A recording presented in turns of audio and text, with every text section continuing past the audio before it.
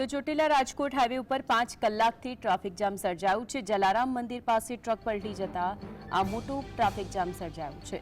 6 લેનમાં ચાલતા કામને કારણે અપાયેલા ડાયવર્ઝનથી જામને મોટી અસર પહોંચી છે।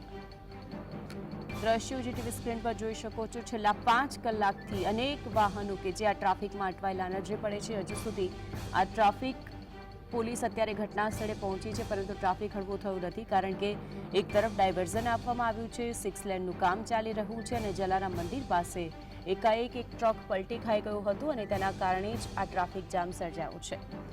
સૌથી પહેલાં તો આ ટ્રકને હટાવવાની કામગીરી હાથ ધરવામાં આવી છે અને ત્યાર પછી ત્યાંથી જ ડાયવર્ઝન આપીને લોકોને જવા દેવામાં આવે છે, પરંતુ ટ્રાફિકની લાઇન એટલી મોટી છે કે છેલ્લા 5 કલાકથી લોકો આ ટ્રાફિકમાં ફસાયેલા નજરે પડે છે।